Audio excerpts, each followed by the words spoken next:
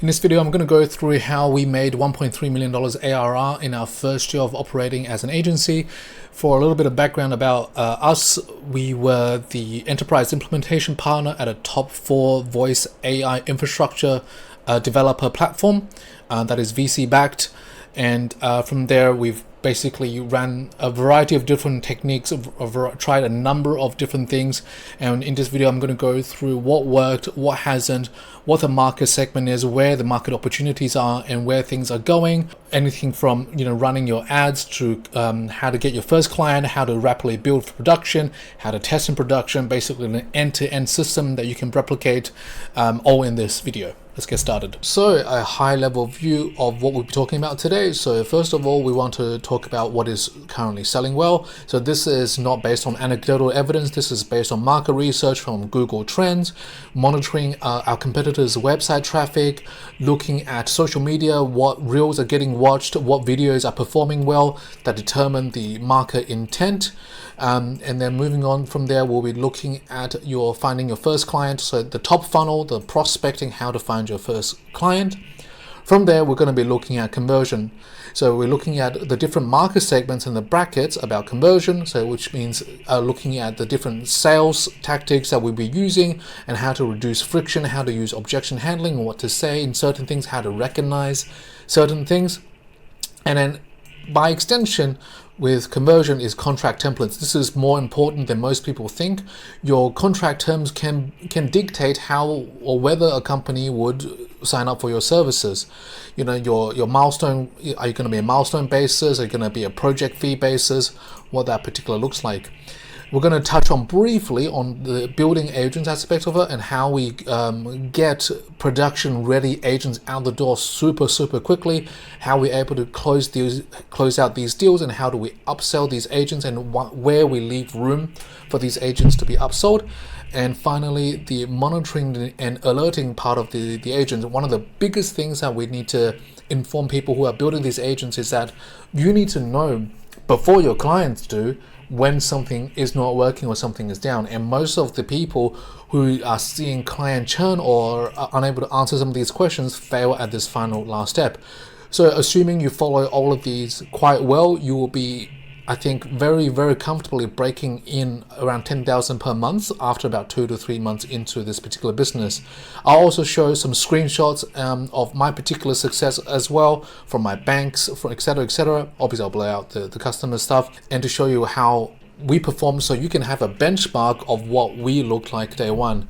And yeah, let's get started. On a side note, if you're young and watch YouTube chronically online, we would love to have an editor. We're more than happy to share all of our YouTube profits with you, because evidently you can see what I can come up here creatively is probably not the best.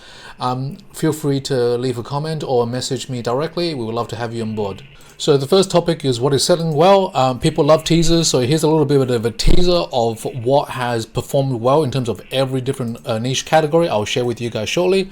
But before we get there, I want you guys to understand the 2 different types of categories that we're providing value as an automation agency. So the first one in terms of voice AI is going to be your AI inbound. These are your typical AI receptionist, your AI answering service, whatever you can call it. The second one is your AI lead follow-up.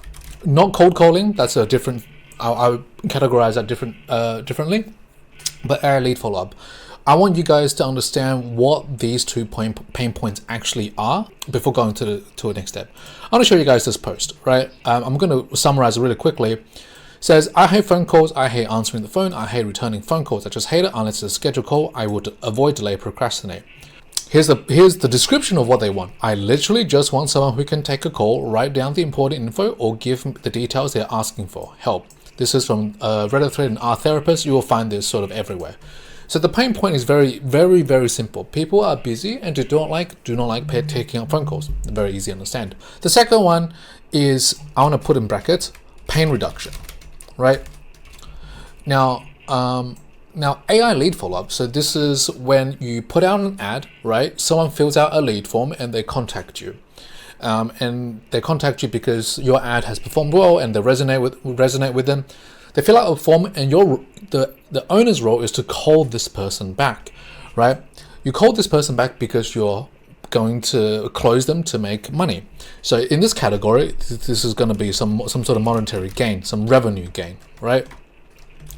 So these two are very important at the moment, because a lot of people say, never miss a lead again when they talk about AI inbound. But really, that doesn't really resonate with a lot of customers, because when inbound inquiries come in, they usually already want a booking, and if they haven't get a booking, they might call a next person that might pick up. That is 100% true.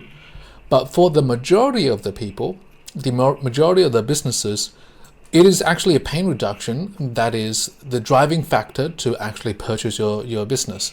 Everyone's going to be different, but this is based on the hundreds of customers that we have spoken to, and also it's also geographically dependent. I'm sharing my personal experiences, but when you frame the particular sales pitch, you have to understand that a lot of the businesses, do your own research as well, a lot of businesses see AI inbound agents as a pain reduction, not a revenue gain, but the AI lead follow-up as a revenue gain. Now, equipped with this knowledge, let's go through our industry targeting guide. So now a little bit of context. These are our snapshot that we done internally in December 2025. These are based on ad cost, market opportunity, and the ease of build. I want to stress these three internally. So these are based on how much it cost us to run these ads in our region of Australia, the market opportunity, that is whether people are searching for this sort of solution, and how easy and how quickly it is for us to build this particular solution. Because the way I look at our business is through pure efficiency and economics. I don't want to spend 2 weeks charging, let's say, $1,000 to build an agent when I can spend two weeks building out 4 agents. That is a lot easier to get up and running. So it's balancing out the market economics for me in terms of what is most efficient for our business. I'm going to go through the marketing guide, but I want to provide a high level summary. So throughout this, we're going to look at what is working and what we do avoid, and why we avoid them. So let's get started. So these are going to be the 9 priority industries. So these are the highest for us because they are the strongest product market fit with maximum missed call impact, highest phone volumes, and solid operator dynamics. Because a lot of these are very easy, from an ad perspective, they're very cheap to run, and we can convert very quickly.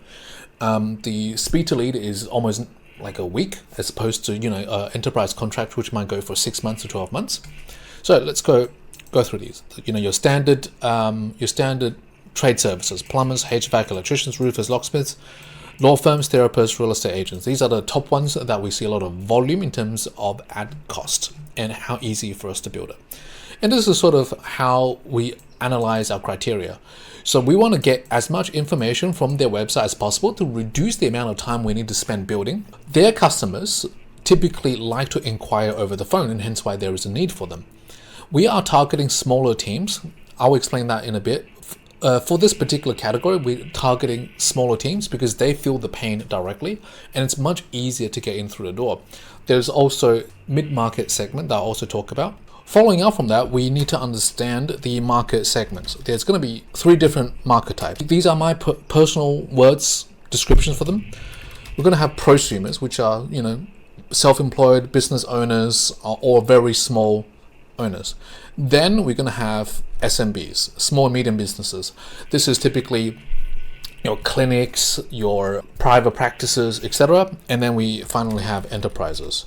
So the next section I want to cover first is just going to be the prosumers, and this is what our market research tells us. So I'll go through each one of them, but we talk about prosumers first because these are the ones that can get you your very first client within days. A lot of people say, oh, it takes weeks or months to get clients. No, I can almost guarantee you can get a client tomorrow or the day after once you get this moving. So this is our targeting guide. Now, to give a bit of background context, this is our internal guide based on ad cost. So how much it costs for us to obtain a client monetarily. the market opportunity, how big the market is, using our Google Trend, like are people actively searching for this, and the ease of build, how quickly we can build and create an agent for this particular customer. I don't want to spend 2 weeks earning $1,000 when I can build 5 agents or 10 agents if my leads are $3 each, when I can convert 10 leads per week. That will get me more than $1,000 per month. So in terms of, you have to run your own maths. I'll show some of our maths as well to see what that looks like. So let's look at the top 9 priority industries that we have. So these are the highest priority industries for us, representing the strongest product market fit with maximum missed call impact, highest volumes, and solo operator dynamics. So you can see a lot of them are your trade services, right? And then we've got some law firms, some therapists, and real estate agents. So if we break this down, it's going to be a good chunk is going to be professional services, the field technicians, field services. We're going to have white collar workers, so lawyers, real estate agents, and then we have allied health. Those are our 3 categories for our prosumer thing. Let's go over through more details. So this is how we the detail section of how we assess and how we quantify this. So we want to build for users where they have a website. The service information is listed on their website because this drives the speed to lead rapidly. Most of their customers need to book by the phone still. So customers primarily call to inquire or book, not dominated by booking apps or fresher Booksy. A lot of people look at massage parlors, hair salons. That's horrible. Every one of the clients that we spoke with, they book on app. And another reason is because people buy from imagery, people look at Instagram's pictures and they buy from what they see. It's a visual purchase, an emotional purchase. Whereas you don't need a good-looking pipe for someone to call a particular plumber, because when the pipe breaks, it doesn't matter which plumber comes. We're looking for self-employed tiny teams. This is purely because we want a really fast turnaround in terms of revenue. Physically can't answer, makes sense, right? Missed calls is lost money. Every missed call is a potential customer going to a competitor. This is just another selling point. But keeping in mind they are still bound by they do not want to take the phone calls. That's the number 1 goal. This is just additional aspect of it. Service based, they're selling services, not physical products or inventory. Independent operation, consumer search language. So we need to look for keywords that match how people search and not industry jargon, and call for a sales cycle. So the phone call is a primary evaluation. So these are going to be the tier 1 categories that we talked about. All of the details for what works based on our research is going to be in our Skool community for this full document. It's free to join. You can quickly pause the video and look through it. Now, I want to talk about the exclusion section. So these industries are poor fit for us due to fundamental incompatibilities with our configuration model, or low phone call volumes, or market disruption. So app-dominated personal services, hair salons, barbershop, everyone books online. Everyone books with an app. Massage therapists, they all book with Instagram. Personal training, similar. We don't like to deal with dynamic inventory, so that means things that are moving all the time. You need to connect to a very, very niche CRM that takes weeks or months to integrate. Portfolio-driven services, photography, event planning, painting, flooring, decking. These are clients where people call and say, hey, can I see your portfolio? And your AI will have no ability to send them pictures. Multi-person operations. This is because we talk about them in the SMB section. So these ones are veterinary clinics, physical therapies, general contractors, etc. Now these are actually tier 1s if you do have connections or if you do have experience in this industry. We'll go over that in a bit more detail. And trust barrier, first score sensitivity, anything that requires a high level of trust, we tend to avoid. And tech savvy customer bases, so IT support, B2B heavy referral model. So any sort of industry where most of their customer base comes from B2B referrals, we don't want to touch. And obviously insufficient call volumes, low volumes, and geographic limitations. Solar panel cleaners is obviously low on the prosumer list, but they're actually very, very high in the SMB. We'll also talk about that as well. And now we're moving towards the SMB market segment and discuss what is working well. So I need to educate a little bit here. So most of the pain points, or rather the desire for these systems, are going to be more or less the same.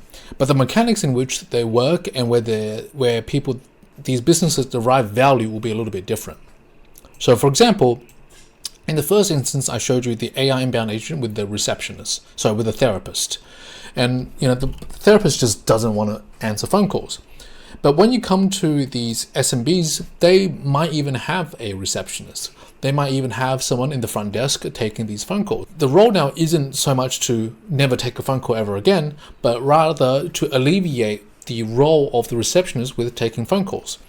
But the receptionist here does more than just take phone calls. They make bookings, which is basically what I'm talking about. So the SMB market is typically, for the inbound agents, it needs to connect to some sort of CRM. You need to have some sort of reporting. So it's an extension of what we have here. So we have the wedge, which is basically what we enter and want to try to sell the customer. But to have a successful sale, and what is doing well in the SMB space, is you can't just have a native naked AI inbound agent and call it a day. You need to have connect it to its arms and legs and be able to connect it into systems, and these are going to be mostly the CRMs. For the AI lead follow-up, it's going to be a similar issue, but not as prevalent with the AI inbound. You need to connect to their CRM or some sort of Google Sheets system. And that's sort of, I would say, 80% of the cases for these SMBs. There might be some sort of, triage system that you have to put in, but the market segment as a whole is dictated by these sort of functionalities. That is an extension of the AI inbound and the lead follow-up space.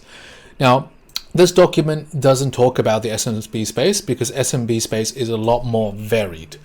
This is because a lot of these buyers are a little bit more hesitant because they typically require a little bit more trust. They will buy from someone who they have a bit more experience with, who they have a bit of trust with, because the prosumers, the ticket prices here, we will talk about the ticket prices, but the ticket prices are in the hundreds of dollars per month.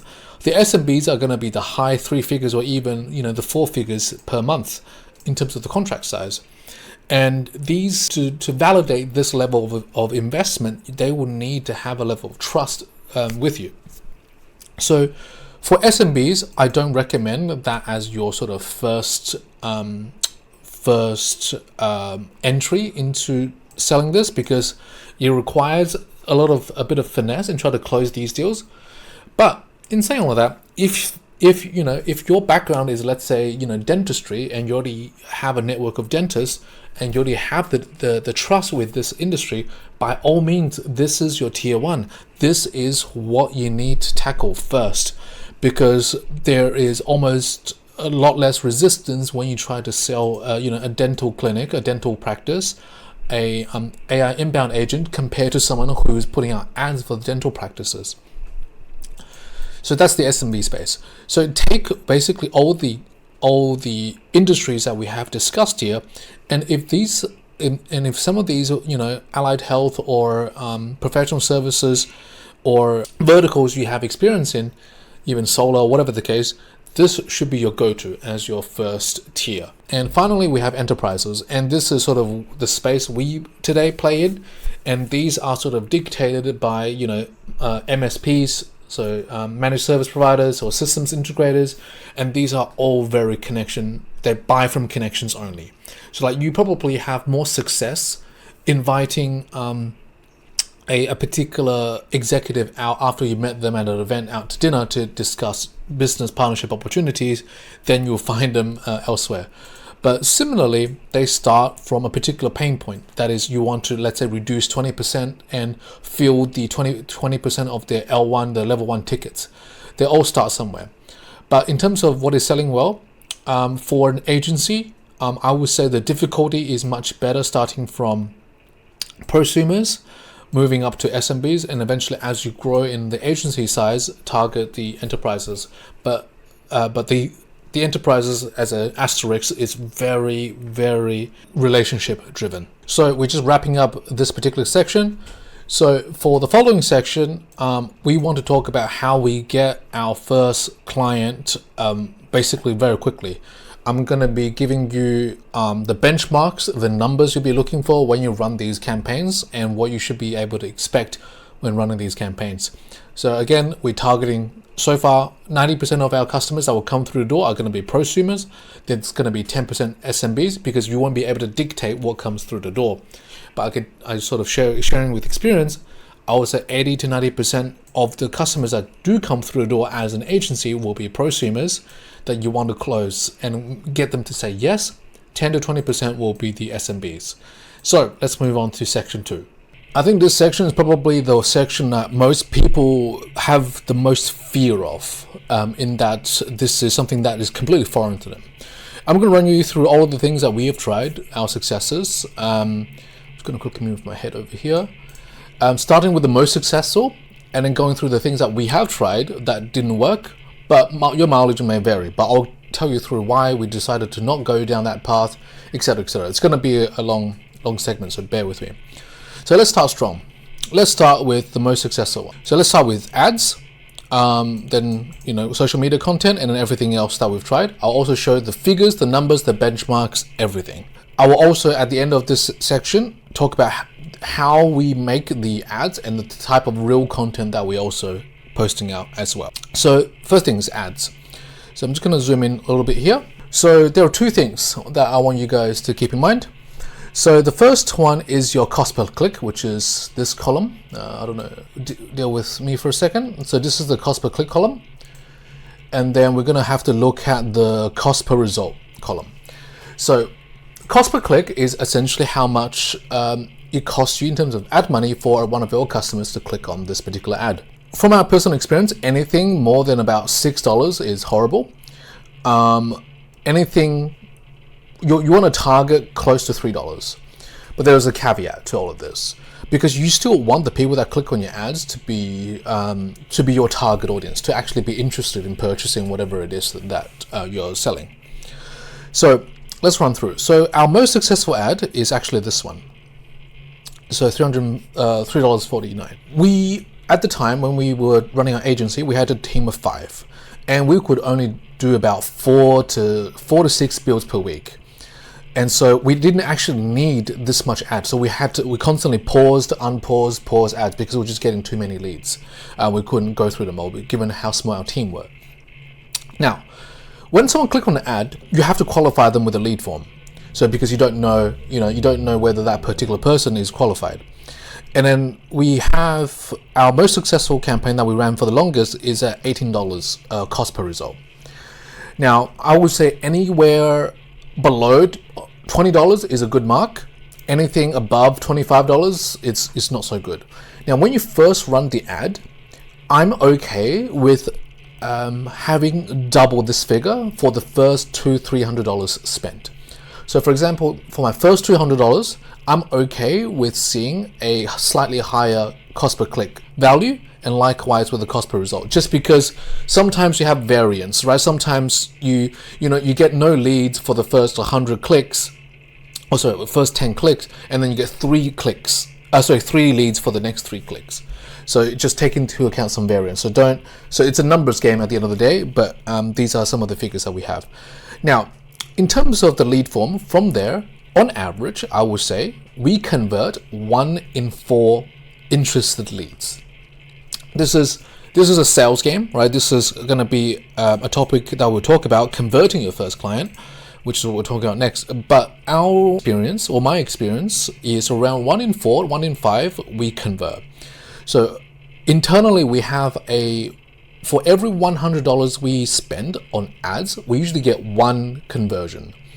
That 1 conversion is typically around $1,500 USD in terms of how much they'll be paying us, to about $3,000. But the average is average on $2,000, a bit more, but that's the initial build. When we upsell them more and more pieces, the costs balloon, because the initial bill, which is just the receptionist, is around $1,500 to $3,000 that we charge. But they usually want more than that. They want things like connection to CRMs, specific transfers, etc., etc. So these are the values that you want to benchmark in mind. So if you think about it this way, right? So for every $100 you spend, you get on, you talk with a client, you convert them. You basically almost have an endless supply of leads. You don't have to go out there and call people, etc., etc. But I'm just going to leave that here, and we'll talk about a few other steps. One important thing to note when you do these lead forms is that you have to qualify these leads, because there are so many tire kickers, so many time wasters that click on your lead, fill out a form, they don't show up, they clicked it out of pure interest. So you actually have to qualify them. So this is the lead form that we have. We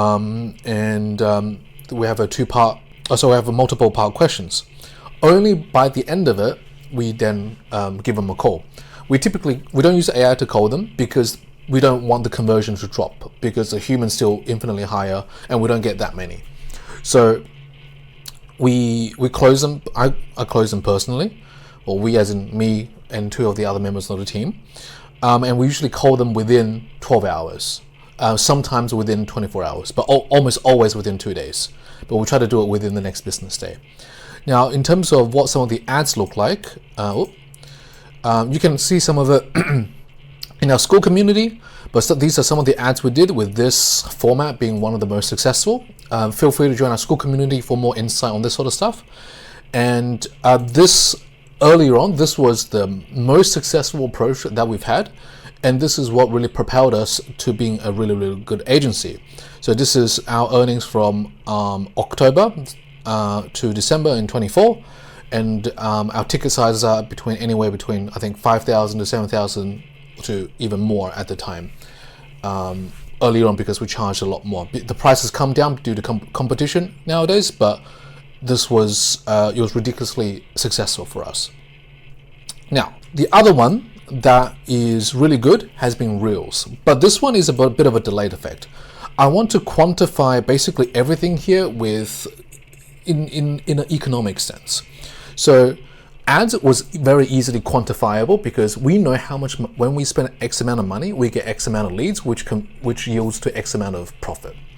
With Reels is obviously a lot more delayed gratification, and a lot more unpredictable, and also it was very hard to track. I'll give an example.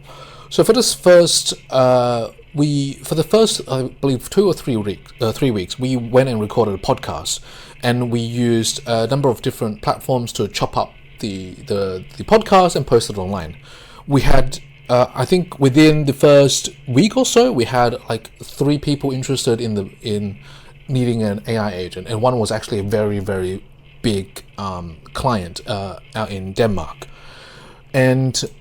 But we didn't get anything else afterwards.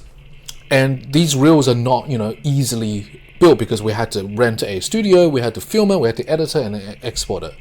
But whenever one reel goes viral, by viral I only mean like 10,000 views, which is like crazy for us. You tend to get a lot more clients. So what we're doing for reels is you basically keep on posting consistently until you get one that is viral and that generates a lot more revenue. So you basically, if I can get my camera, so basically, it goes like this and it spikes and it goes back. So that's sort of what it looks like. Now, the rest of these I'm going to go through one by one. There's probably more that I can think of as I go along, but I want everyone, who's watching to understand that this is a game of economics. It's a game of your time and efficiency, right? So I want to sort of show you guys, you have to quantify how much time you're spending on getting your client, because any time that you're spending that isn't building, it isn't gonna mature or turn into anything that is of monetization. So you have to understand that your time is also important. So we have to optimize the time we spend getting these leads as well. So the first one we can quantify, but the rest is very difficult to quantify, and I'll explain shortly. Emails. So we sent out a total of, I believe, 80,000 emails across the span of 6 months. This is some of our instantly campaign. We ran therapists. We ran different verticals. We ran therapists, lawyers, etc., etc. We got these leads from, for context, from Apollo, etc., etc. Now, you can see the reply rate was appalling. And I believe out of the 80,000 emails that we sent out, which costed, I believe, like, I think it was, we on the $500 per month plan for instantly, and we had to draft the emails, all of that. So I believe on average we got about 2 to 3 leads, actual paying 2 to 3 leads per month out of the, I believe, close to $700 per month we spend on ads. So the number's a little bit finicky on top of my head, but I believe it was about 2 to 3 leads over a $500 to $700 spend per month. And that just wasn't worth it, because we know through ads we spend $100 to $200, basically $100 to $200, and we get at least 1 lead. So from a monetary, and then it's also a lot more expensive to write up these emails, do the research, enrich them, etc., etc. So we had to pay for Clay subscriptions, data email enrichment subscriptions. We had to run different automations to make sure the company, they're still working at the company. We still had to run LinkedIn subscriptions, etc., etc. We tried that, it didn't work. So in terms of what we did was we had all of the different verticals that we believe were selling, and then we basically sent out emails, curated emails, super enriched. From my perspective, and talking to some of the other people who also did campaigns, was a lot of the business owners, especially the smaller business owners, they get too many junk. They get too much junk in the email because everyone is using AI-powered outreach. We've seen like almost a return to grassroots, because everyone is now super powered by AI. Every business owner get lots of emails and they just don't bother, because if you're the one sending out with this level of ease, imagine all the 30 other agencies who's trying to do the same. So nothing really in this case particular stands out. Now the other one is cold calling. Now this one is obviously a bit different from everybody. Cold calling doesn't cost you anything. You can just go to googlemaps.com and you can type in plumbers or whatever and start calling them. Now, my issue with cold calling was it was mentally draining. It was mentally so taxing. I could get probably about 100 to 200 calls per my 6 hours that I sit on the phone. Most of them had no idea what it is that you're selling. No idea like what AI receptionist is, and it was very difficult for them to visualize it. And the other group is basically like, get lost. I don't want to talk to you, etc. Now, cold calling didn't actually. We dropped cold calling very, very quickly, just because it was so mentally taxing for us. If you're an extroverted kind of guy, if you love talking to people, by all means, I think there is a place for cold calling. But at the same time, there are 2 drawbacks why cold calling doesn't really work, right? So if you're selling an AI receptionist to a business, they're most likely not going to be able to come to the phone. If that is the pain you're trying to solve, you could very much expect the cold call to not reach anybody, right? Because that's the pain point you're trying to solve. They can't get to the phone. And so that one was, we want to make sure we try it anyway, to make sure we've exhausted all of the ideas, because who knows, maybe cold calling was actually the thing to do. Me as a person, I'm a bit of a perfectionist, so I want to make sure I do everything. So cold calling, we tried for about almost a week. We just didn't like how much time it took, how mentally draining it was for us to perform other tasks for the rest of the day. And we just weren't very good at trying to sell over the phone. Speaking of which, going in person. Now, going in person was interesting. So going in person worked for the SMB space, more so for prosumers, and this I'll explain as well. So for prosumers, these people are constantly on the go. They're typically either dealing with clients or unavailable because they're traveling. But SMBs, they're typically, we're talking about practices, so therapy practices, legal practices, they always had a receptionist, right? These actually do reasonably well with going in person. Now, the issue we had with going in person was we go in, right? And say we most of the time, 80% of the time, we end up talking to the receptionist. And it's also always going to be a little bit awkward, because essentially if the receptionist clocks out that their job is going to be at risk, they're never going to pass your note to the owner. So you have to go in and frame it in a way that we are AI answering service or AI co-pilot that helps alleviate front desk tasks. If they detect that as a threat, they'll never pass your offer onwards. We will rarely end up speaking to the business owner, but in terms of the time spent, it did do not bad. I believe we went, for context, most of these we tried for at least a week. In our 1 week of trying going in person, we got, I believe, four interested in leads, and we only converted one. So this is 3 people going out, not door to door knocking. The ones that were most receptive to us were allied health. So maybe there is a particular, well, maybe because allied health has the most pain in terms of the receptionist piece, but and others not so much, but allied health was the one that's most receptive to what we had to say. We've tried, like we basically went to the mall and went to a district, like a shopping district, we basically went to every small business there and showed them the product. Like one shopping center and all these associated vendors at that shopping center for an entire day between 3 people across every day. So that was going in person. It's also not too bad. This was too mentally taxing.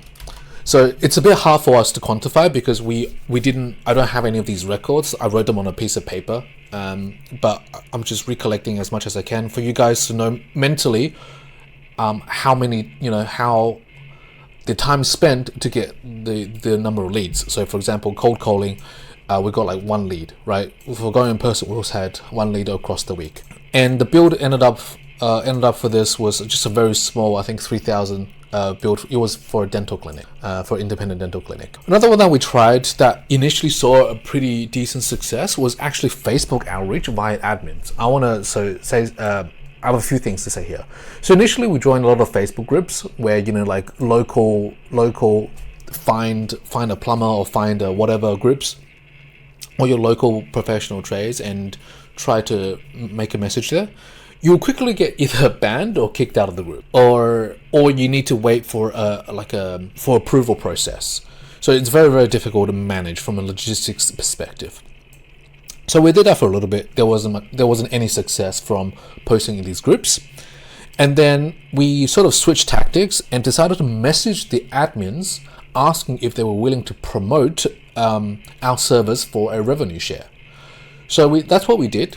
Initially, very, very early on, we had a lot of interest. We had a lot of interest with these Facebook group admins, but I don't know what exactly. It was very. I don't know what exactly, how to track it, but it didn't result in anything. We had a lot of interest from these Facebook admins because obviously it makes sense because they smell some money. But it never translated to anything. So they made a couple posts and it quickly just got buried, right? And I think most of the people who are on these Facebook groups aren't necessarily looking for the product. I'm not too sure. But when we got these admins to post it, the admins were more eager than the business owners themselves who were trying to sign up for the service. So that's also something that we've tried as well. Now, in terms of conversions, we had 0 for Facebook outreach, but we had tons. We had multiple dozens of Facebook admins that are still, affiliates with us today. But we've yet to see this channel actually convert any tangible result. So that was basically a dud. Now, I want to take a quick break here and basically mention that everything here would vary depending on the industry. So we had a number of industries we were targeting based on our document that I showed you guys before. We were mostly targeting prosumers and SMBs and sort of something in between. But if there are, a particular industry that you have, a personal affiliation with or something that is sort of your specialty and you know where they hang out, that should be, your go-to. And this is mostly for, agencies who are starting, who are trying to figure out what is working and what isn't and what our experiences has been. Now, we also tried Reddit outreach. So for example, we had, this post I showed you guys earlier. I individually messaged every one of these people who experienced they had a similar pain. we had, I believe, 5 or 6 responses saying they'll be interested to have a chat, but they basically ghosted me after a period of talking and exchanges. And I think that sort of makes sense if you think about how skeptical the Reddit crowd is and how almost in a certain way they're very anti-AI. So Reddit has not been, like direct outreach through Reddit has not been successful. So we've tried this for a week and we only got 5 for every industry. So I was personally handling the therapist and legal industry. We had about 5-ish on average per around 80 or so DMs I sent out that were interested. So these are some of the numbers. And for Facebook outreach, I can't remember the exact amount, but I personally messaged hundreds of admins and we had phenomenal response rate, like 20%, 30%, and they made one post or just completely forgot about it. So Reddit, in terms of the actual reply rate, is actually pretty high. It's like 5 out of 80 would have been close to 7%, 8%, which is not bad. Reddit monitoring and posting as well. So we basically use platforms that monitor Reddit's posts that are coming on Reddit.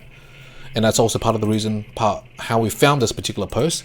And then we make a comment saying, hey, we use XYZ on a recent post. And then we basically upvote it with one of our other accounts and just do that. So with Reddit monitoring and posting, again, nothing. We probably have done, let me see if I can quickly, we have a spreadsheet of it somewhere, an old spreadsheet. We had about close to a couple thousand, 2,000 or 3,000 comments that we posted across Reddit for the 2 or 3 months, because we thought, it's very low effort and we hired someone from Pakistan to do that. But at the end of the day, there was no direct response with that actually converted into a paying customer. But in saying that, we did get some good SEO where people did come to our website that saw us based on a Reddit comment. So this one is a little bit hard to track. So we did end up working with a number of people, and this is the case of the next couple ideas I will also explain. So while Reddit monitoring and posting did not directly capture the leads like within the week, they were more of a slow burn where we did once we did get customers and we asked them, hey, how did you hear about us? And it's like one of them will be saying, hey, I saw one of your comments on Reddit. So that's one of the it did work, but I don't know, I can't give you guys a particular benchmark, but I do think from an efficiency perspective this isn't actually the worst. But if you're looking for something that would get you leads or get you clients within the first week, this is not it. So again, the goal here is to finding your first client rapidly to get you going as quickly as possible. Now, the next 3 are going to be more or less the same method. So we find YouTube comments, and this is basically, we find people post reels about making AI receptionists. We find people building, an agents or whatever, and we basically posted, look at the replies, right? And then we reply to a particular person who will say something like, hey, this will be awesome. I want to make this for my dental clinic. I want to make this for that. We will basically reply to that comment and say, hey, I can do this for you. Get in touch. That's what I mean by YouTube comment. Now, with these 3, this was incredibly time consuming. We filtered by new, but the issue with YouTube comment, and I believe it has been fixed, however, with YouTube comment when we're doing in 24, 25, is that if you sort by new, you get shorts as well. And shorts are super annoying because there's so many. Where the value is in the long form videos. With YouTube, I think only last month only have separated shorts and videos, so you can now do that. So this is possible, like much more efficient now. But back when we were doing it, it was not efficient at all because we had to sift through all of the shorts and post only on the ones that are actual videos. So for context, we sorted by the upload date in the last week and sorted by new, and went in and read every comment at the end of the week. Twitter comment, similar story. We had a few hashtags and a few, not hashtags, That's for Instagram. There were a few tags and topics that we were monitoring for Twitter, and we had an account that basically we collectively monitored and followed a bunch of people, and we looked through comments and did basically the exact same thing. So in saying that, out of all of these, it did work. We did have people that eventually came to us because they found us through Reddit, YouTube, or Twitter. So they all performed, but in our experience, this was very time consuming. Like if you actually cannot afford to set up ads or whatever, but I would say as a comment that ads are free, but we'll talk about that after this. Maybe I'll insert a part for that section. But if you actually have no budget whatsoever and you don't mind waiting for a month or 2 months, this is completely fine. TikTok and Instagram comment posting is sort of similar, but this one is a little bit different. So TikTok and Instagram is that there are other agencies that typically post their content, or they post how to make a AI voice agent that can sell that can convert for real estate. And there are real estate agents that will literally say, "Oh, this is awesome, whatever. I would love to know how to do this for my agency or for my real estate agency or firm." So we find these comments and we basically DM them directly. So it was a combination of comment and DM, depending on the platform. Oh, so that's the hijack social media, which is basically that particular strategy. We found other agencies' posts or tutorials, guides on how to do XYZ, how to make voice agents, and we basically reach out to them directly. After that, we have LinkedIn outreach. So similar story, we found business owners through Apollo, anywhere between, well, most of them are SMB owners, and we did direct outreach. We did that for 2 months, actually. We used a paid platform, and we had 3 accounts all messaging them. There was a cap of, you can send out 200 connections per week. We had an abysmal, we had a very high connection rate. We had like a 20 or 30% connection rate, but we had very, very abysmal reply rate. Some people might argue that it might be the offer that you're crafting on the message when you send to them, but I actually beg to differ, because I now know, we use the same LinkedIn outreach for our targeted ICPs, and it has worked for a different campaign, and it was a similar format of outreach template.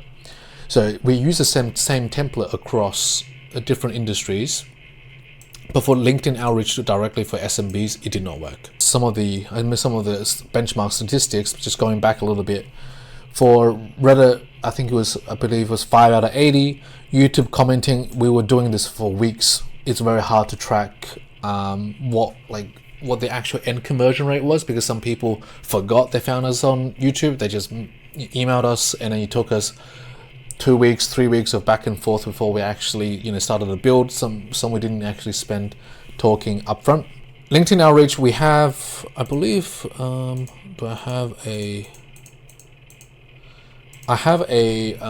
we used the platform, but it showed us the statistics, but it was about 3 to 4% in terms of reply rate. We did get a couple large deals that happened, so it's a bit hard to gauge. We ended up, I believe, winning a pretty large enterprise deal. So in a way, you could say it did work phenomenally well because of that one particular client. We had a massive Brazil client, and we actually ended up working with someone in government directly, and that deal is still ongoing, and it's been 8 months since we first landed that deal. And the last one is trade shows. We've been to a total of 3 trade shows so far, and we spent, I believe, close to $20,000 or $30,000 at these trade shows, and we've had basically we still have ongoing conversations to this day. So we haven't really converted them. We're more on the enterprise side of things, but the trade shows, we did not get any immediate leads from trade shows. So we spent a ridiculous amount of money, I believe $8,000 each, about $24,000 to be exact, over 3 trade shows. And we have probably a dozen enterprises that we're still talking with, but only 2 are, I would say, hot leads. Now, going back to these 2. So with ads, a lot of people are saying, I don't have money to run these ads. That is not true. So Google gives you free ad credits, I believe up to $400 of free ad credits, 400 USD or $600 Australian. Facebook gives you up to $200 ad credits for free.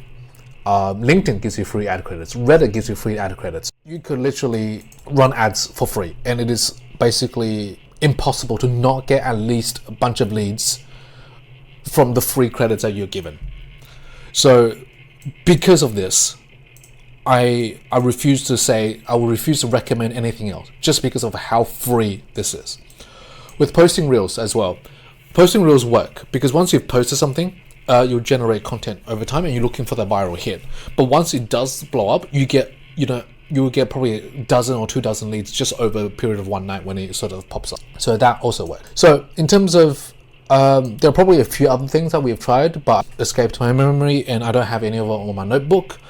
But we spent about, over the course of over a year, we tried to do at least something new every month. So that is the finding your first client. So that is the things that we've tried and the benchmarks that we have for the first client, specifically with these 2. Now, I want to go specifically on how you set up ads and how we set up ads as well. So based at least where I have experience is running ads and how we can definitely be able to generate a client basically within the first. So now we're going to go into a bit more detail about the ad section. I'm not going to go into the extreme detail on how to set up the actual ad itself, but rather I'm going to detail about the mechanics of what it is that you are trying to promote, you're trying to sell. So there are hundreds and thousands of videos on how that is going to be a lot more detailed about what I'm going to show you or explain to you on YouTube. There's lots of tutorials. You can follow those step by step on how to create the actual ad. But I don't want to do that because I don't think showing you how to run the ad actually teaches you on what it is that you should be targeting, what it is that you are trying to achieve with the ad, which is probably a bit more important in this particular case. Let's start with the basics. So we've talked about how we should be running a lead form. The reason we run a lead form ad is because, actually I'm going to write these down, a lead form ad. So we're running lead form ad because we don't want the customers that engage with the ad to be irrelevant, because you will get a lot of these if you do not run the lead form ad.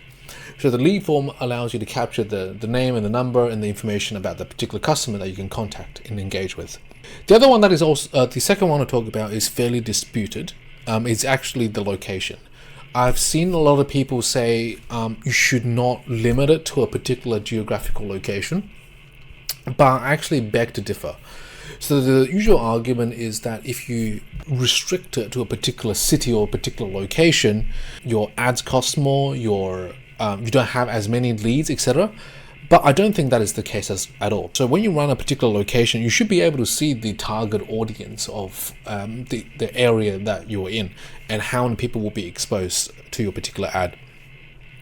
Now, keep in mind, I have my ads on very broad targeting. I don't really specify the keywords or the interest, and I just let Facebook work its magic. So knowing that, location for me, when I close deals, this is what happens a lot more frequently. People like to work with people that are close in proximity. You don't find someone in the United States who wants to work with someone in the UK, right? It has to be at least regional. And for us, when we say, hey, we're also in Melbourne, which is the city we're in, they're much more open to working with us than if we're from, let's say, a different city like Brisbane or even a different country like New Zealand, even though it's relatively close. So for us, when we ran the ads, we only targeted the east side of Australia specifically at the early on, and the natural conversion rate was a lot higher. And so you have to run your numbers with this. So every region you're in would probably matter. It probably make more sense if, let's say, if you're in Italy, you will run across the entire Italian region because Italy is quite small. But for us, we ran across 3 different states along the east coast of Australia. And the United States, like the state of Texas is probably what, half the size, if not the entire size of the country of Australia, if memory serves me correctly. So sort of play by ear. Now, after location, I want to stress the actual ad copy itself. What I mean by the ad copy is the text within the ad. This is probably a lot more overlooked by a lot of people, and this is also going to be my personal experience and personal preferences as well, depending on who it is that you're targeting. If you go onto online marketplaces, if you pay attention to ads, it is the imaging that grabs your attention first, that makes you stop scrolling, and then you find out more based on the text of what it is that you're trying to show. A lot of people do the two extremes of what is right. They either put in too much text that makes the ad itself unreadable, or they put not enough text and just have it in bold, two massive letters, and the ad isn't informative enough. It needs to strike a balance between having too much text and too little text. A lot of people think that making a good ad, requires some elite marketing or creative art skill. That could not be further from the truth. If we look at some of the ads that we have working in our community, this is our best performing ad. It is not difficult to make by any stretch of the imagination. I can't stress this enough. So make it more simple. Make a graphic. It doesn't have to be overly complicated. A lot of people try to make it too difficult to read, right? It's just not necessary. One good way to find out what constitutes a good ad is actually looking at shirts that are selling on Amazon, right? So if we just go to Amazon, I'm just going to go to Amazon Australia. If we just type in funny shirts, for example, you have to see that it's a combination of using a text and the graphic imagery on the actual. Do apologize for some of these shirts. That is kind of funny. But most of these you can see are fairly text driven. They catch your attention with the picture, and the actual selling part of the shirt is the text itself. You look at this logo and it goes, oh, I'm thinking, then you put the two and two together, and that makes the message component of the shirt. Ad is actually very much the same. It is a bit of an experience thing, but as you do more and more of it, you begin to recognize what works and what does not work. There are a lot of masterclasses on how to run ads, the targeting and the specifics of it, but I don't think following those exactly would work, because you have to understand what the underlying pain point is. And that is why I went in the first part, what is selling well and what is not selling well. And you have to understand what the pain reduction and the revenue gain means for the business owner, and strike at that particular message. That's what makes a really successful ad. And the last one is probably video versus image. Now, I want you guys to sort of paint a particular picture, right? So let's say I am a therapist. I finish my shift at 5 p.m., sometimes maybe 6 p.m. I go home and make dinner, and I either watch a bit of television, and then I begin to scroll my phone. And I'm scrolling through my phone, and I'm looking at the funny reels. Whenever I see a reel that isn't a video, or that is an ad, basically a video ad, I basically quickly scroll through, because the hook of the message probably takes 3 seconds, right? What we found from running the ads is that our static image ads outperform video ads. My speculation and from my personal experience is that our attention span has gotten so short. I'm able to recognize a video ad within 0.2 seconds, within 0.3 seconds as an ad, because it also even says on the bottom of Instagram that it's an ad, right? So I have to literally capture that person's attention within 0.3 seconds, and half the time you have to make some crazy hook, if it's a video, for that video to stick. It is just so incredibly difficult to make a consistently good ad in the video format. Video format would generally do better if you're really, really good at it, but we are not experts at those. I've consistently found better success with optimizing and fine-tuning images because I can iterate that so much quicker compared to a video ad. So out of the ads that we have run, consistently image ads has outperformed our video ads because our hook and our message is straight in that first picture that you can see within 0.3 to 0.3 seconds, whereas that messaging is really hard to be presented within 0.2 or 0.3 seconds of that video being shown. Because I don't know about you guys, my ability at least to scroll past a video ad is incredibly short now. Now, my final thought on why ads is, in my personal opinion, the best way for you to get leads quickly is, on top of being already free to run for the first $300 or so, is that ads can be incredibly targeted, and the algorithm that Facebook, Meta, or Google or Reddit has produced is very, very good. After a while, it's able to detect who it is that is your audience and show it directly to them.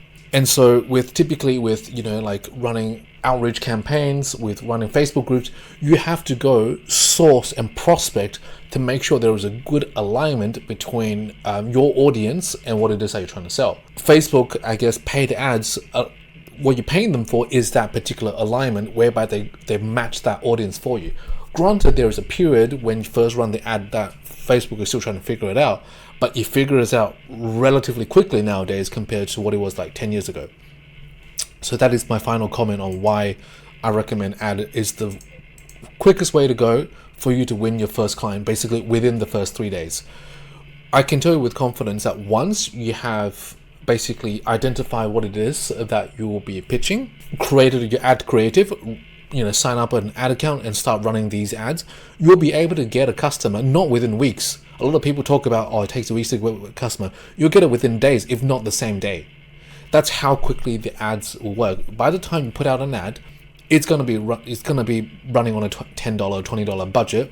You're going to be able to get your first lead within the first 24 hours, and then you're going to have to be calling them straight away. Like it is unbelievably quick for you to convert with ads.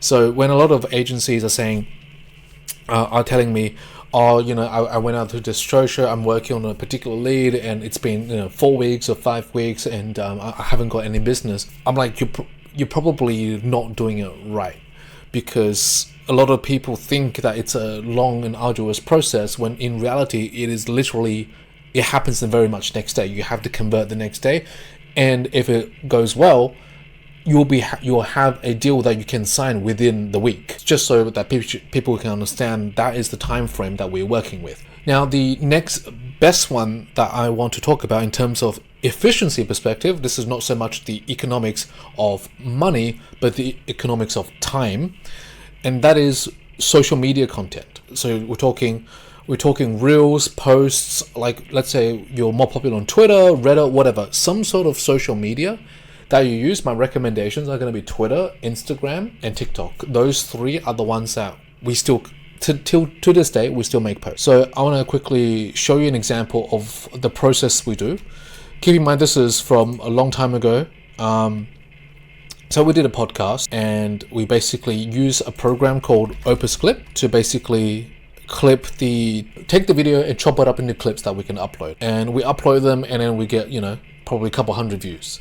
But every now and then we get a person who is interested and messages us or goes on our website and makes an inquiry. Now, it is a long game. It is a long game that you're playing. We're not, the timeline is no longer days, we're talking weeks. And also creating the content is difficult.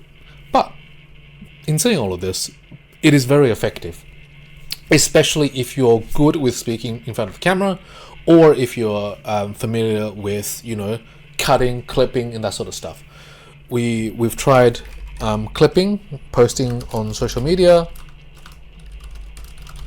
etc.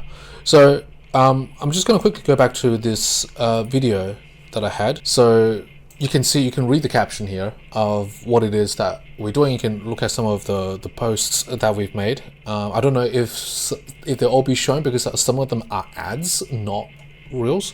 So you can see like this is a podcast sort of thing that we did, and yeah, we got a number of people who got interested. So nothing extraordinary. It's pretty much a numbers game for us. We're not crazy good at ads, but back then there weren't a crazy amount of competition. Granted, there's some competition now, but it's still very much blue ocean, especially if you do a location-focused targeting. Jumping back on this, so clipping, posting on social media. So clipping, it's basically taking a clip of a long form video and make it basically add some music, add some jump cuts, make it like a VSL, video sales letter approach, and then uploading it. That obviously is a bit more higher effort, but you can use Opus Clips to basically clip these videos and just upload them in mass and just have it consistently done for you. There are a couple programs that you can use to schedule your posts, but you can use Opus Clip to make 30 or 40 different clips with one long-term video. You just have to plan it. So in summary, for the clipping and the social media and the content space, obviously I'm now making YouTube videos, and then we have one editor who takes the popular stuff, or the interesting stuff that I say, and then make into clips and upload them as shorts, as reels, and as TikTok accounts. And then we rotate through them to see which one works, and we keep the ones that work and we delete the ones that don't. That's basically the same thing. So it is a little bit more high effort, but in terms of what we've been seeing and why we're doing this is because that it's persistent, and it builds a brand image for us. So as a summary for posting on social media, so basically making these reels, we've seen it work. We've seen a number of other agencies also post about just posting their own thoughts. For example, why other agencies can't bill for real estate because they're not real estate agencies, and I'm a real estate owner or ex-owner and have been building for these AI agencies. I understand more. You get so much more relatability, and as a result, people who are real estate owners will gravitate towards you for their AI particular needs, and that is incredibly powerful. So there is one particular account I'm thinking of. The guy's name was Ben, but I don't remember the particular social media account. Basically, once you start posting, you'll see all of these video content come through on your reels as well when you're browsing through this. So you'll be Facebook, Instagram's always listening, so your reels will be customized to this particular sort of stuff. So as a whole, for social media, it took us about 2 to 3 months to set everything up and for the traffic to come through. So what this means is planning like a day in the studio, planning the script, and then setting up a camera so you can film. And then after you film it, you go edit the videos, run the Opus Clip, and then you schedule your uploads. And then the reels start going, but then people don't normally buy when they see a reel straight away. You have to expose them to a number of reels to basically convert them from cold to warm leads. So typically on the second, third, or fourth reel watch, they form like almost a parasocial relationship with you, and by which they will maybe be interested to go on your website to make an inquiry or directly DM you on the social media.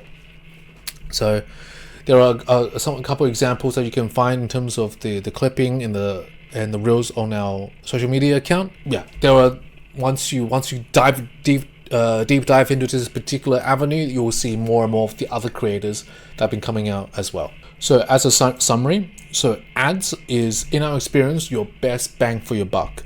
And a lot of people also talk about saturation, everyone's running ads. I would like to differ. Because I see everybody doing everything else but ads, because they see that ads is a pay to win, or you have to spend money to win. Because I've seen there are hundreds of thousands of agencies also cold emailing. People are also cold calling these agencies, these businesses as well. We've seen a massive uptick in cold calls, and we know this because we have the AI services that take these phone calls for these businesses already. We've seen people comment on Reddit, like we see a lot of Upwork developers posting on Reddit. We see hundreds of people posting on YouTube and on Twitter, and we also see lots of LinkedIn outreach and all of that. So if anything, the use of AI has basically made it so easy to do everything else. But what was already working before were ads, and they continue to work, and they have withstood the test of time. They've been around for 10, 20 years. because it's a lot harder to saturate it, and you need to be in it to win it, so to speak, in terms of knowing how to run the ads and knowing what geographic location to run the particular ads. So I would not worry about saturation.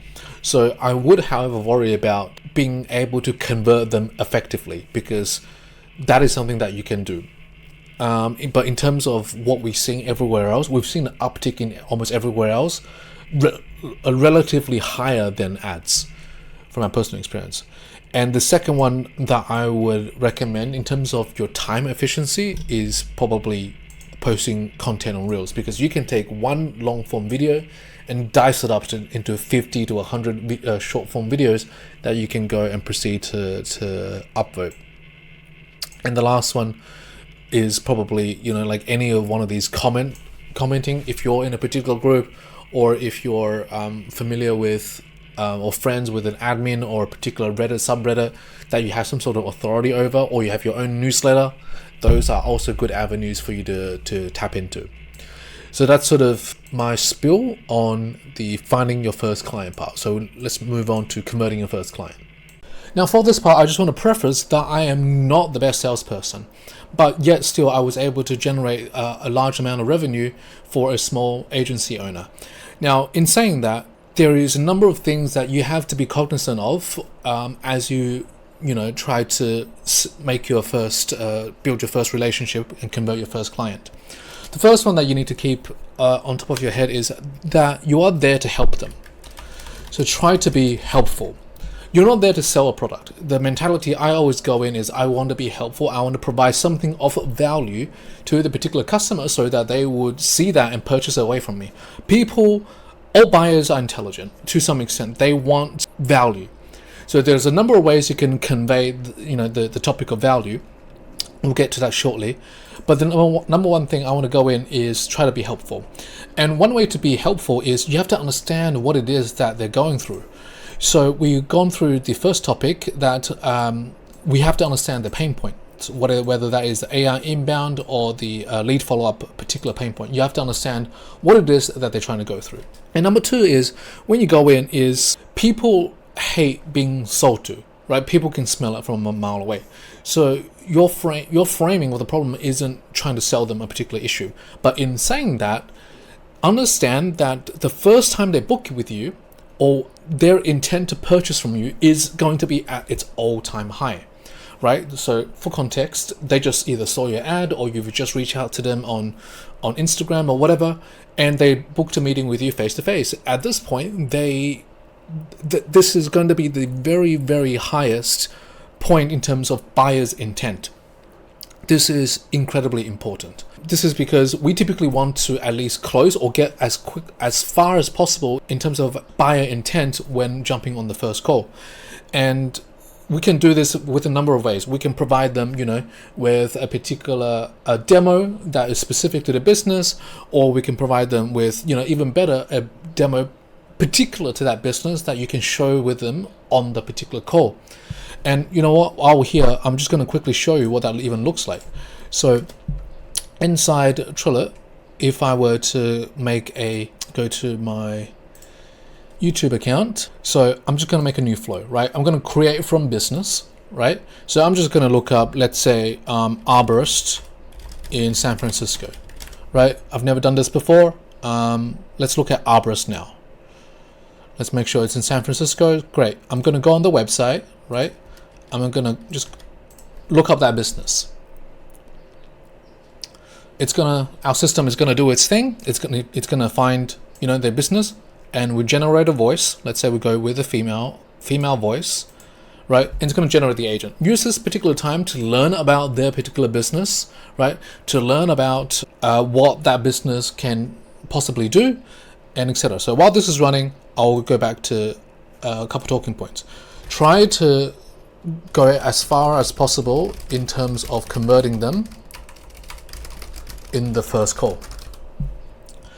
Because if you leave it hanging, the deal is just going to run dry. They're going to be uninterested, or they might see another ad and they say, oh, what about this? What about this? They get spoiled for choice.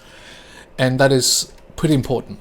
Now, when you're deep in a phone call, your goal is to try to be helpful, but also at the same time have good objection handling. So I'm going to play a really good video from a member of our community that really demonstrates this particular instance. What you were saying for like the middle category for those that are charging, $1,500. I just put out an invoice today for $1,500 for a client. One of the things though is making sure they see the value. I can give you a real world example really quick, right? Tree company.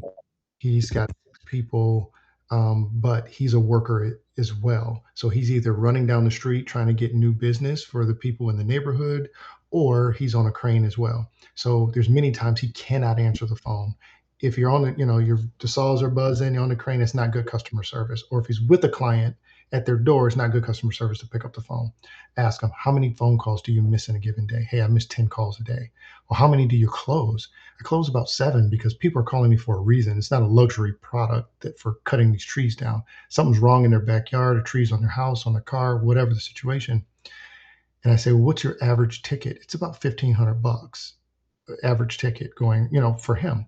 So I said, okay, in a given day, then if you're missing 10 calls, that's $10,500 is slipping through your hands that you don't have in a given day. Now, you just told me you want to stop doing Saturday and Sunday work. You can spend more time with your family.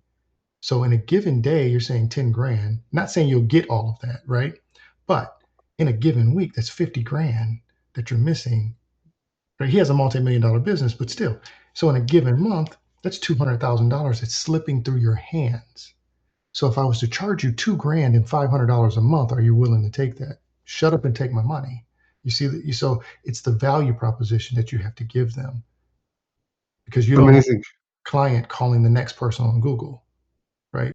So that was an example of how to provide value and how to handle objections. And obviously, Regime, which is a member of our community, is obviously a lot more eloquent with a lot of sales experience compared to what we had previously.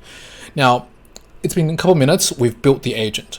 The agent that we've just built based on the customer's business already knows about the identity of the particular business, and even better, it generates the basic questions that they typically ask when a customer calls them about a particular service.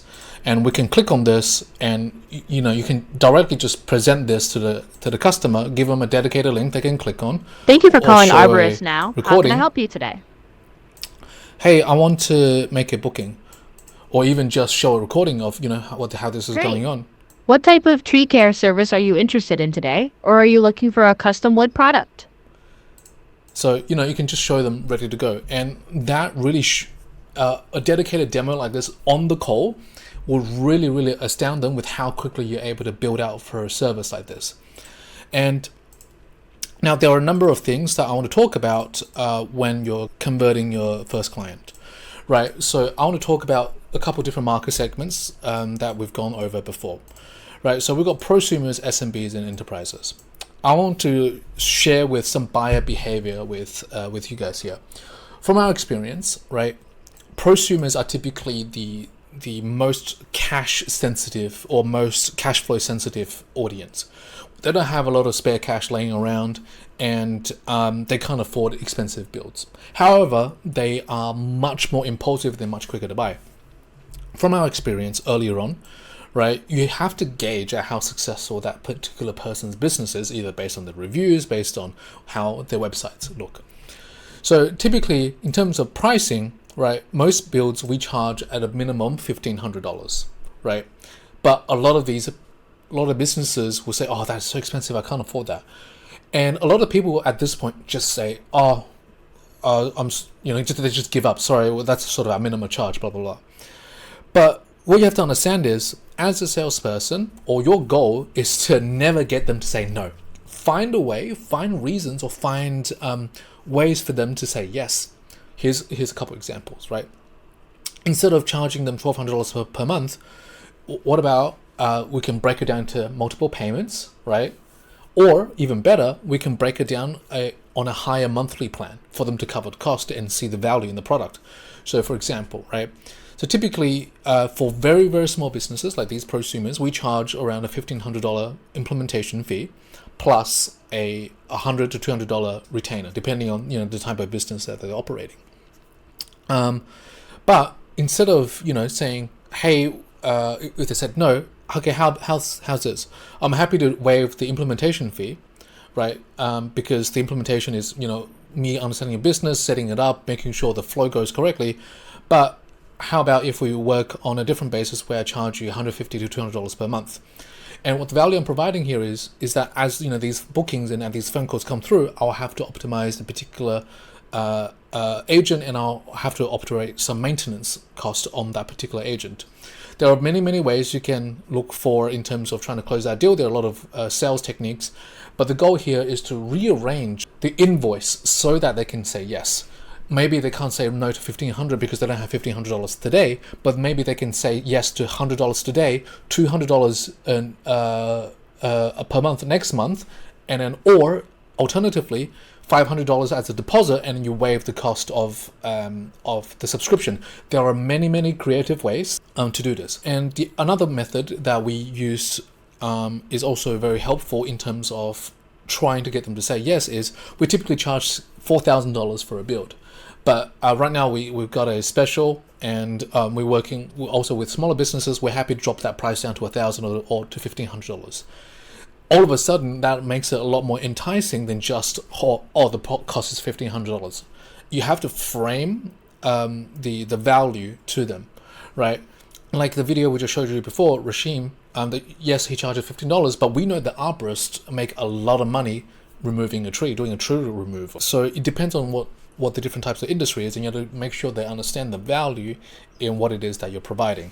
So as a general tip for prosumers, there are many creative ways that you can come up with to get them to say yes in terms of the pricing of your product. So as a general rule of thumb, the prosumers are typically most sensitive to an implementation cost. And as a result, we usually mention the implementation cost, and then we give them an alternative. So the way we do it is we have a $1,500 implementation fee, which is us setting up the agent for you connected to your phone line, and then we charge $100 per month for the support fee. The alternative is we charge you $200 per month for the first year to recuperate some of the implementation fee, and then $100 per month thereafter. Is that financially feasible for you? Right? There are many ways to skin the cat, so to speak, in the prosumer space. Now, moving on to SMBs. One final thought with prosumers is you can get pretty far in the prosumers phone call when you're able to present the agent on the spot, and if you can send them the invoice on the spot to consider. So on our platform we have the ability to send out invoices directly, and that unlocks the agent for them natively within our white label platform. Now for the SMB space, the conversation is a lot rarer to get to close them on the first call, but rather 2 to 3 or 4 or 5 multiple phone calls. So with SMBs, just to paint a picture, we're typically dealing with practices, so therapy practices where it's maybe they have a rotating 3 receptionists, a resident therapist, and maybe some sort of other staff associated with it, right? Now with SMBs, once you got in touch with the business owner, it's a similar issue, but they are in this case a bit less sensitive to the implementation cost, because in this case they do have the money, and again you still have to show them where your value is. So understanding that there is a staffing issue with the SMB space, right? So they hate dealing with staff. Let's say a receptionist call in sick, then all of a sudden it's up to the business owner to find another receptionist to fill in for the day. So that is their pain. The staffing is their pain for the receptionist, for a SMB owner. And in addition to that, SMB owners also, don't want to get phone calls at the end of the day, much like the prosumers. So work out what the pain is, provide the value in that sense. And when it comes to cost, we typically charge a much larger setup fee for the SMB, but not because the build is the same, but the build is actually a little bit different. Typically for SMBs, we want to integrate into some sort of a system, whether that is a Google Calendar or a CRM or a PMS system, whatever the system. there needs to be a little bit more to it for them to see the value, because they will often ask like, oh, I currently use HubSpot to manage all of my patients, or I currently have a review tracking system. Does this work with that? Can I get automatically reviews? There's going to be an additional build out. So typically for SMBs, they understand the implementation cost and where that particular cost come from. But at the same time, not every SMB owner is going to be the same. Some SMB owners are going to be resistant to an implementation fee, or because someone from Upwork said, oh, the implementation fee was only $2,000, right? Everyone has varying different experiences. You have to adjust on the call depending on what they're telling you to make sure they say yes instead of no. So for the SMBs, again, like the prosumers, you have to change the pricing structure, the fee structure based on what they say. Okay, instead of, we typically charge, $12,000 for a build out, we're currently doing a special, we're doing $6,000. They might be able to say yes to that. Or if they don't like that, you can offer, instead of paying $500 per month, we can waive the implementation cost for $1,000 per month. And be creative with what it is that you're trying to engage. That's for the SMB space. Now for the enterprises, this is probably a bit more in my wheelhouse, just because these are the sort of clients that we've been dealing with for the last 12 months. With enterprise clients, I would say the conversation almost goes completely different. You go in the enterprise, they already know what it is that they want. And typically they just ask you for the features and the usage cost, because their volumes are massive, right? They're not going to talk about the monthly cost. They want to know the infrastructure cost.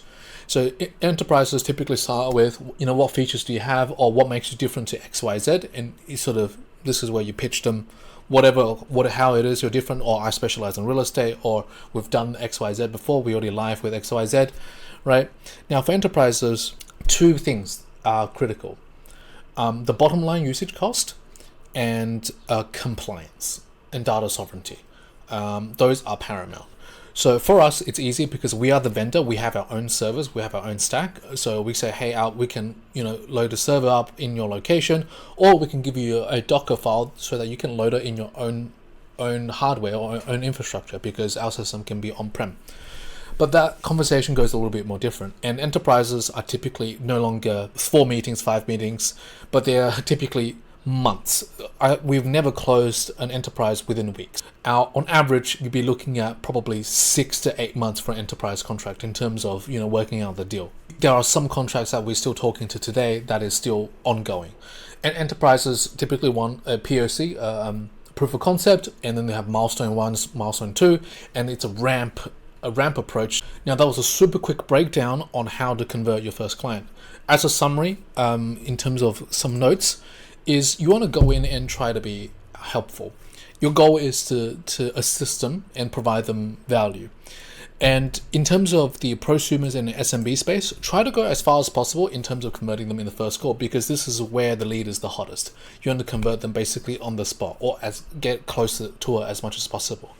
Typically on the second or third call, we get the contract. It's signed off and we start the work. We typically see that on the second call. It's a bit difficult to close them on the first call, but it is doable for the prosumers. But the signing of the deal typically happens on the second call. Now, converting a client, I would say you can read as much as you possibly can about this, but nothing beats doing. I was stunned when very early on, because that's something that I've never done before, because I've never done sales in my life.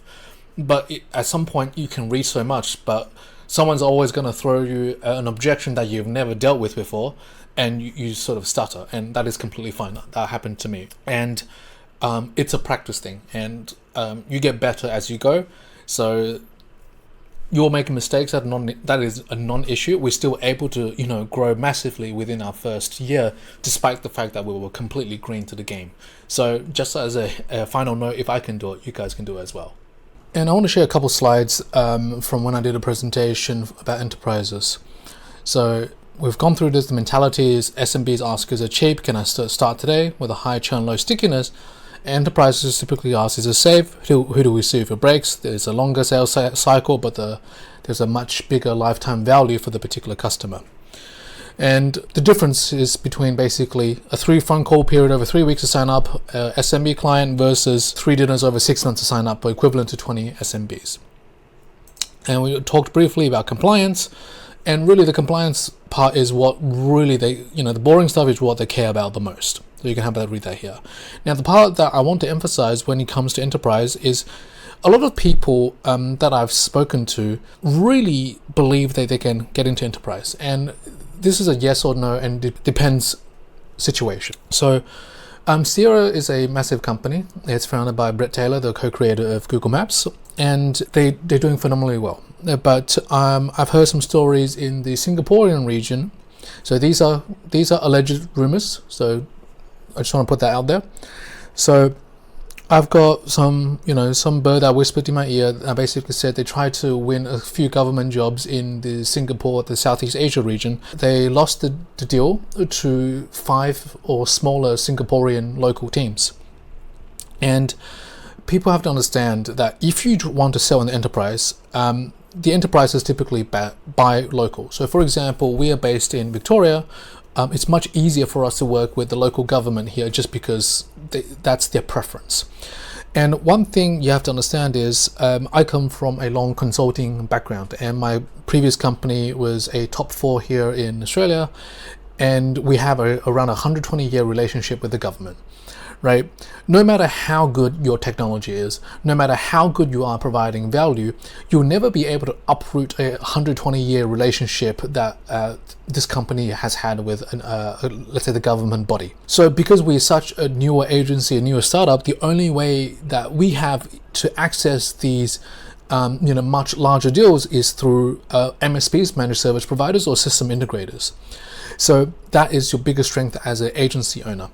And previously we went direct to these larger enterprise deals, and we were struggling because the bigger the company we went to, the more connections they've had with other companies or other agency owners or other consulting firms that know someone who can provide this technology or can provide this particular service. And it's never awarded to people, through direct outreach. There are always exceptions, but typically these larger enterprises buy from network and buy from connections. Very seldomly do they actually buy from, seeing an ad online. These are all done face to face. In fact, one of the most successful agencies is a fellow who is in their 50s, has a horrible website. There's hardly any visitors to his website, but he's doing phenomenally well because he has that network and he has that word of mouth to get the technology in the door. And that's basically what I want to mention with regards to the enterprise space. You want to either have a connection that gets you through the door from a relationship perspective, and that is why when people say yes, you can work with enterprise deals. Sure, you might, the technology, getting that done is probably the easiest part, but convincing who it is that actually has the power and leverage inside that particular company that will sign off on that deal is going to be a lot harder. And as the company get bigger, the harder it is for you to implement and integrate into that particular system. And now, as a summary, right, so when you go into these conversations, let me get my slides up, there are 3 sort of categories, right? Most agencies, you start with a prosumer, right, because these are the easiest to convert. You build, they're more, trust isn't the biggest factor in terms of closing a deal, but rather price is, right? As you go up in particular sizes, trust becomes the bigger issue, not so much the cost. Granted, the cost will still be a contention point, but it is now the trust as you go bigger in the ticket size. Now, I'm talking mostly generally for prosumers and SMBs. A lot of people go in to a conversation thinking you should sell them. That is not the right mentality to have. What I'm simply trying to say here is when you go in to engage in this conversation, frame your mentality as trying to be helpful, try to be on their side of the fence, because the more relatable and more helpful you are to them, the more value they see in you being a support or being as the agency provider for their particular business. Second point is try to go as fast as possible in the terms of converting them in the first call.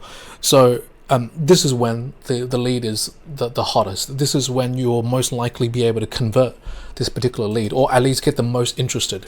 Because if you don't give all the information you want or try to get that conversation as far as possible, they'll lose steam, they'll lose momentum, and they might go see another competitor.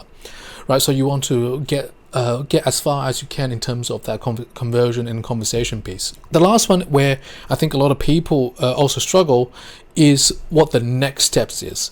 So you always want to end the call with an action. As a person doing sales, you want to know what, or the person you're talking to needs to know what the next action or the next step is to move forward, because at this point of the conversation, the ball is in their court, but you need to give them indicators on how to move that ball forward, how to move the thing forward.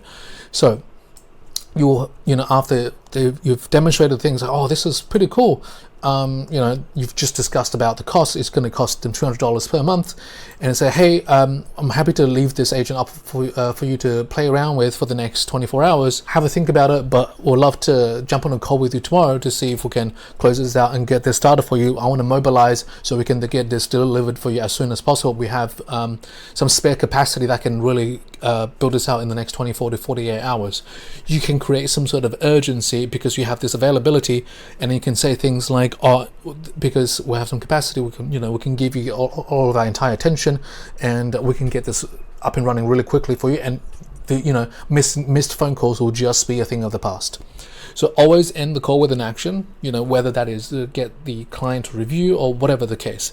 Or if it's not tomorrow, set a particular timeline. The earlier the better, because you want to get them hyped up, you want to get them excited, because their pain point will be gone tomorrow.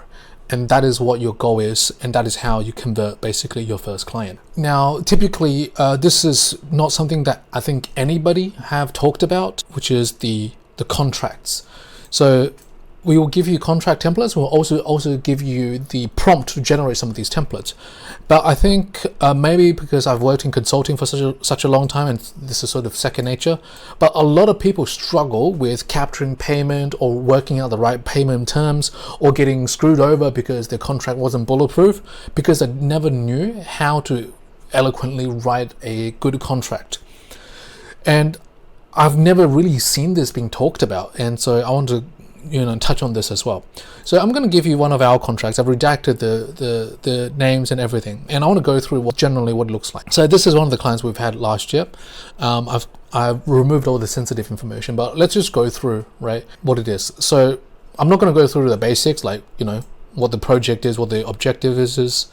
So standard, you write some sort of objective. We write a detailed scope of what is happening. First thing that we typically put in is deliverables, which is what we actually providing to the particular customer, right? Afterwards, we always want what is required of the client, because a lot of the times people, you need, let's say, a make.com account from the client, you need a transcript from the client so that you can build the agent, etc., etc.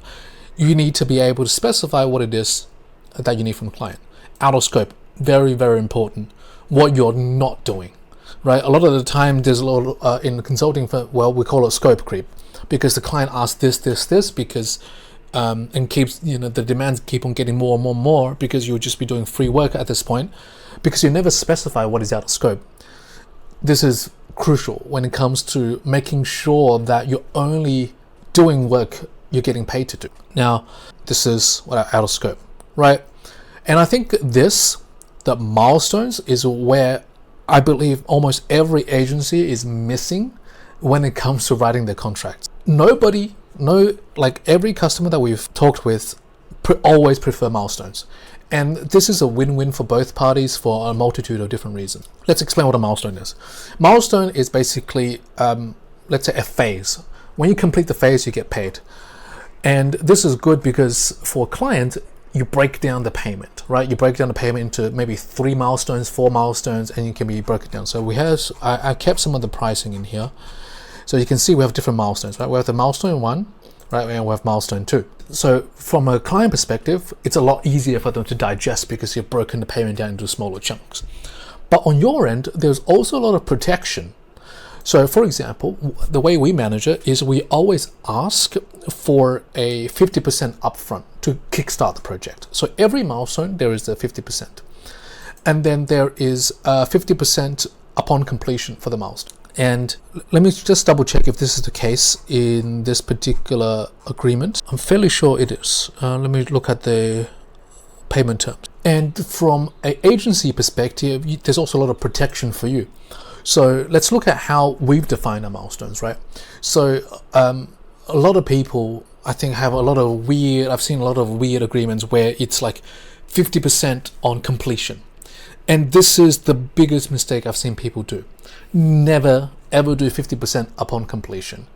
This is because the completion terms are up to the client to decide. When the client says it's complete, then you're complete. And it will never work in your favor because the client has the final say, because the client is always right.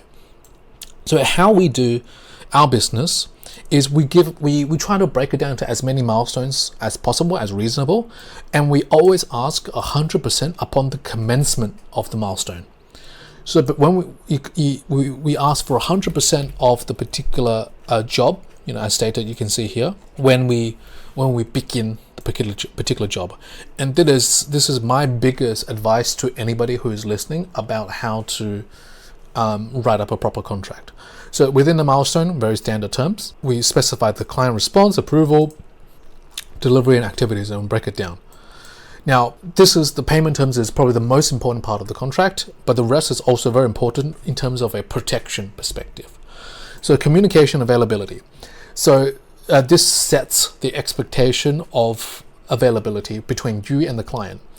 And typically, if the client is non-responsive, you can also pin them for the non-responsiveness, right? The communication channels, how you be communicating, if there's going to be weekly meetings, change management and variations. Basically, this is when the client asks you to do one thing and 3 weeks later asks you to do something else. In this world, we call this a variation. And basically, this is how we write it in the contract, but it doesn't really always play out in this particular way. This is because variations typically happen by text, right? By maybe a phone call or by an email, and it's never really a proper document, and that is fine. But at least we need some sort of exchange between two parties in written format. And acceptance criteria. So the steps that the client needs to follow in terms of accepting a particular thing. And for a bit of context as well, all of these are this format is something that I've been familiar with in my 12 years in consulting, and this is also vetted by a lawyer on our team as well. So you can find a template of this as well as the ability to generate something like this inside our school community. Final acceptance, you can sort of read that. Assumptions, this is sort of optional, but we always like to include the assumptions because there is a number of things that we expect will go smoothly when we build out a job. For example, Trillet, the platform itself, supports the required functionality, right? And so this is the cost. We give them a discount because it's a client that we've worked with. We detail some raw costs, and then we detail the payment terms. And the final part is probably depending on your relationship with the client, but it's basically security, IP, who owns what, etc., etc., and the client acknowledgement, and followed by a signature. So this is our standard contract. So most of the stuff is bread and butter, but really what you're actually writing is sort of this section, and then ChatGPT usually takes care of the rest. So I want to briefly go over the contract templates because this is really important in terms of protecting yourself and making sure you get paid as an agency.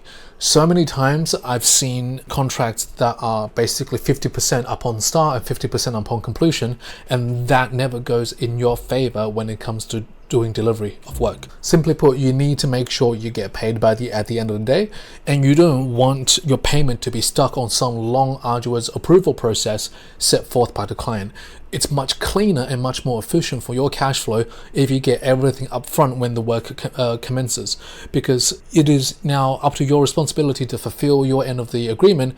And should they not be happy with the work you've done, they just don't proceed to the next milestone. And it's just a much cleaner process from our experience doing this model.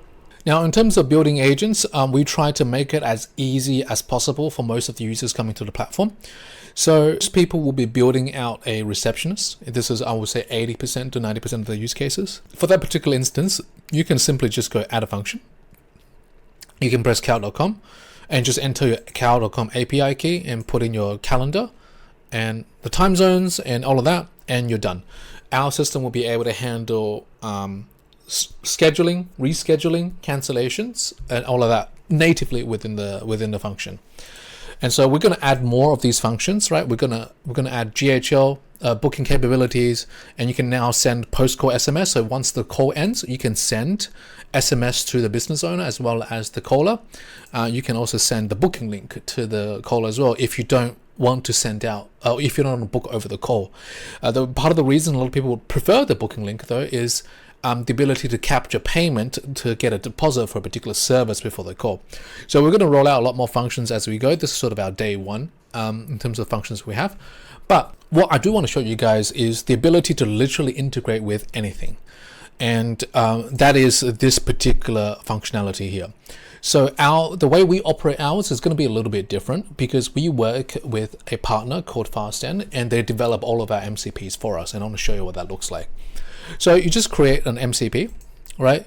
And you can just create add MCP server. So we are actually, there was a tooltip in here before. Let me just see if I can still find it. No, it's no longer here. But we are partnered with a company called Fasten. So it's going to be fasten.ai if you want to just go in there and sign up. After you sign up, this is what you see. I'm just going to delete this so we can start from scratch, right? So you can see I've got nothing in here. Now in here, what I want to do is I want to go manage tools, right? In there, I can choose from a variety of different integrations. You know, like there's thousands in here. We can also have Trillet that is native inside the platform. So there's a number of CRMs, right? Slack, Salesforce, Airtable, all of that. Whatever you use, it's most likely going to be in here. So I was playing around with Google Sheets. So let's say what I want to do is every time a customer calls, I want to be able to add their information into my Google Sheets account, right? So what we'll do here is I want to select Google Sheets, and it's going to offer me the list of capabilities this particular function has to offer, right? So in this case, I want to be able to create a sheet, right? I want to be able to get information from the sheet, and then I want to be ability to update information within that sheet. Let's say I'm going to confirm, and then once that's done, you'll see this. And if it's not connected, just click on it, and you can sign in with your particular account, right? So from here, what you want to do is simply copy the gateway URL, right? You copy that, and then you go to Trillet, you go to add MCP server, and literally paste the link in and add function. Now to sort of demonstrate how easy this is, right? I'm going to delete everything here, right? I'm going to say you are a helpful spreadsheet assistant. Now this is obviously not what a production agent looks like. You have to be a little bit more specific, right? For example, ask for the user's name, and once you have the user's name, create a spreadsheet and add their name as in the spreadsheet in a new row. You know what? I think I'll literally just do that, and you guys can see how it's able to understand the context between everything that needs to happen without you needing it to give anything. And I also think I'm going to remove some of the welcome message because instead of how can I help you, I'm just going to say how are you, just because to make the conversation a little bit more natural. So it's going to say how are you, and I'm going to say I'm good, and it's going to ask for my name. And once you have the user's name, create a spreadsheet in their name, and maybe add today's date in a new row. And typically I also add a couple things like ask the user for any other questions you may have. You are a helpful spreadsheet assistant. I think that should be enough just from freeballing this. Let's have a look to see if this is sufficient.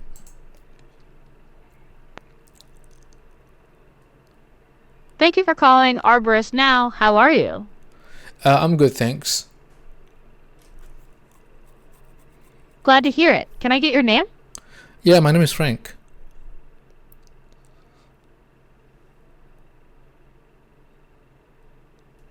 So you can see it's now called the spreadsheet, and then it's added a new spreadsheet in the name, and then All add right, Frank, information. I've set up your name. spreadsheet and added today's date. Do you have any other questions, or is there anything else with your spreadsheet I can help you with? This is future me editing this part of the video. I noticed, and I know for sure people will ask, well, there was a massive delay in between the when we started calling the function and when the function is actually called. But in reality, you can tell the AI to say something when they're about to call the function. So, for example, you can say, and once you have the user's name, tell them that you will create a spreadsheet. Tell them by saying, 1 moment, please, while I create this spreadsheet. And then you'll create the spreadsheet in a row. So you can instruct the AI to say certain things before, calling the API function. So just quickly test that. Thank you for calling Arborist Now. How are you? I'm good. How are you? I'm doing fine. What's your name? My name is Frank. 1 moment, please, while I create this spreadsheet. So now you can see it's a bit less awkward because it's now gone in. I've created modified your the spreadsheet and added today's date. Is there anything else you'd like help with? So you can see it's made 2 messages in a row because Hey, you've I think the instructed it. signal dropped. Are you there? And also, while we're here, this is a reminder message as part of the Trillet system to get people to talk. This is the silence reminder delay. But as a whole, you can tell it when it does a particular action, you can just tell it to say something before it does that particular action. So you can see this is my thing. It just created the spreadsheet. Let's add some more information. Yeah, can you actually add tomorrow's date in there as well?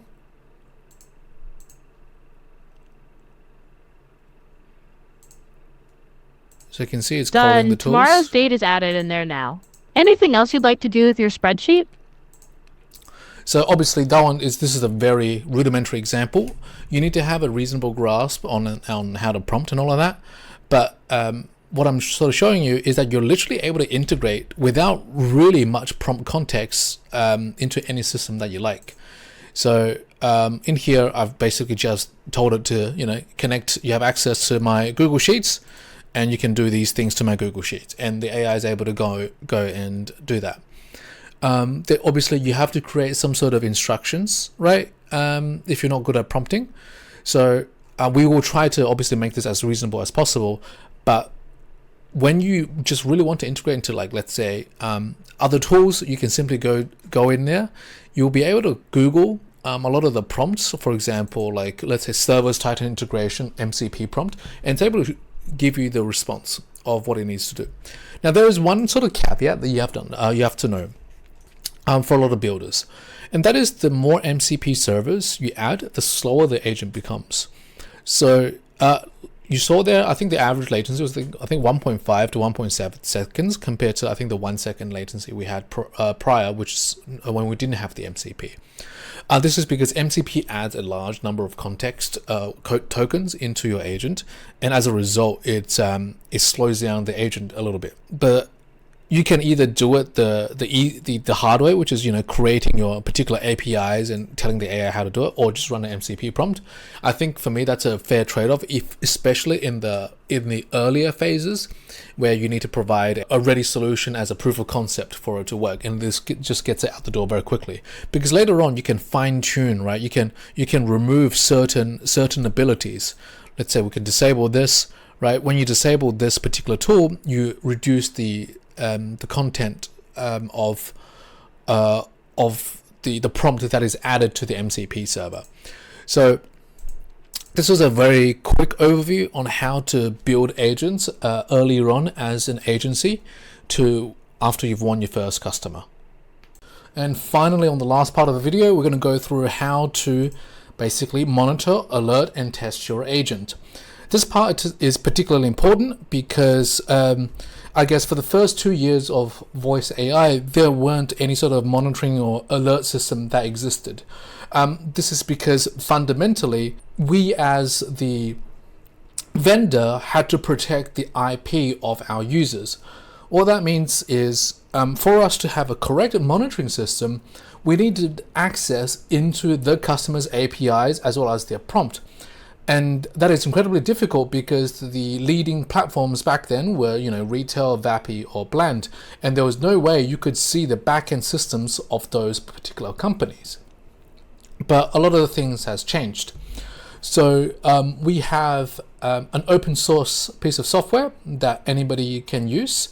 It's going to be free for our school community members, and sort of this is what it looks like. This is an open source piece of software, much like NIN. You can try to host it yourself, and you can hook it up to your own systems. But it natively works with Trillet out of the box. So just to quickly show you how it works, you just press connect to agent, and then you go to Trillet account. You put in your Trillet API key, you put in the workspace ID, and you press fetch, and then you press connect agent. Once you're connected, they'll show up on here, in the dashboard. So I'm going to go through how the system in particular works. So one of the biggest issues we have with voice AI is obviously, I'll give you a real life instance, right? So we're working for a medical clinic. The user called in to reschedule their appointment, which was previously, let's say, at 1 p.m. They said there were some complications and they're going to be late. So they rescheduled for 4 p.m. The AI said, yes, no problem. We've rescheduled the appointment, come in at 4 p.m. The patient rocks up at 4 p.m., right? And they go to the reception and they're like, hey, I have an appointment here with Dr. whatever at 4 p.m. And the receptionist at the clinic look at him confused, like, no, your appointment was at 1 p.m. You didn't show up. And then the patient says, no, I've booked an appointment at 4 p.m. And what had to happen was we had an upset/angry customer, and the receptionist had to squeeze that particular customer in at around 4:15, just so to protect their particular business as well. So it is incredibly important that what the AI says on the phone, the AI actually goes and does. And this can only be done if we have optics. That is, if we can measure the output from a customer's system. And there's only, in our opinion, there's only one way to do this, and that is through open source. This is because only open source software can be installed by the user on their local platform or their local instance, because we can track the information from there. So this is our system. So we've gone into the agent here. Inside the agent, we want to go to call logs, right? So this is where all the monitoring and everything happens. So we have an automatic AI review system, and you can go into the individual ones, but I want to show you one that has failed. So we have one error here. Let's look at what happened here. So similar to what I described to you, the agent suggests rescheduling the user's appointment to tomorrow at 8 a.m. with Dr. Nguyen. However, the API response from get patient info using DOB clearly indicates that this specific time, 8 a.m., is an existing upcoming appointment for the patient, not an available slot. So that means the AI here confused the available appointment with, the existing appointment, upcoming appointment with an available slot. And this was further confirmed by the Fetch Available Slots API, which showed availability starting from 8:10, meaning 8 a.m. was unavailable. And this particular information we only can get from this system. And in here, we can see what the detected issue is and what the expected behavior and what the actual behavior is. And throughout the actual platform, we can see a number of different things. I'm just going to go to a different agent that is in dev. So we can go to the call logs, right? And we can basically monitor not just what has happened, but all of the granular information about the particular agent. Actually, let me go to a different one. Let's try to a testing agent. Let's see if I can get any call logs from there. So if we click on one of those, it shows all of the timestamps for the conversation. It also shows the entire LLM interaction, the speech to text, the text to speech, all the granular information. And you can go even deeper. You can look at how long each particular interaction took. You can look at all the technical details, the raw data, everything about a particular call. I understand this is obviously a bit in depth, but if you're building for an enterprise client or SMB, where you need an alert system when something does go wrong, this is what we have for testing. So debugging and evaluation. So this is one side of the platform. The other side is the testing, which is what we call the evaluations. So one of the issues we need to know is once you finish making an agent, how do you know it will work in the real world? And this is a fairly difficult problem to tackle, and this is sort of our approach around this. So there is no world where an AI can misbehave the same way as a human. A human will stutter, a human could swear, a human could attend to a crying baby in the background for 30 seconds and come back on the call. And the AI will think, oh, the user has lost interest, let me disconnect the call, when in reality that is not the case. So how do we make sure that our agent doesn't handle these edge cases in particular? So in here, we can make a new campaign, right? So I won't go into the specific details. We create a number of edge cases. So what this means is we create a defiance level. So what is a defiance level? A defiance level is when we have a user that goes down the happy path, and then we have a user that does not go down the happy path. And so in practice, what happens is, the customer is going to ask for their name and then for, let's say, the date of birth, and then the user might go, or the evaluator might go, oh, what do you need my last name for? I don't want to give out my last name. So you can see if I can zoom in a little bit, it says, cooperative, hesitant, evasive, defiant, and hostile. So in the actual agent, what it will generate, it will be things like, I'm not sure if I'm comfortable giving you that information, or something like, I'm not sure if that is something that I'm happy with. You'll create hesitance, and you'll create a variety of different scenarios with our standard test cases, so 10, 25 comprehensive, or say 10, 25, and 50. And inside, we build dynamically a number of defiance cases that is applicable for the agent that you're testing. And part of the reason we're able to do that is because we can see the prompt that you currently are using. You can add any additional notes, and this is AI powered, so you will add that particular instruction in creating the evaluation campaign.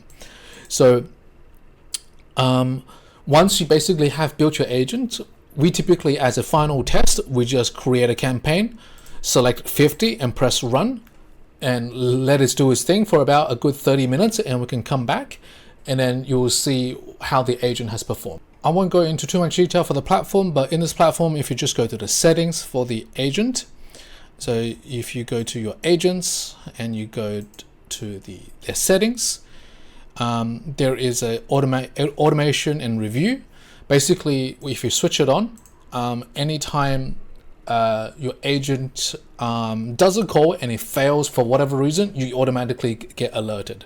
And then you can just go into your actual call logs and look at the specific detail as to why it has failed. So you can see, obviously, the user explicitly requested to end call. The agent acknowledged it by ending the call, but the call did not end.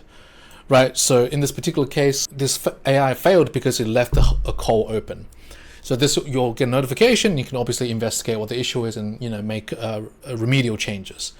So that's how we ensure you can fix a problem before your customer reports it to you. Because if the customer has to report you the problem, they probably might want to demand compensation, or they might want to sue you. There's a variety of different cases that can go wrong if you made a promise to the customer and you don't fulfill on that particular promise. But yeah, so this is for the testing component of the agent.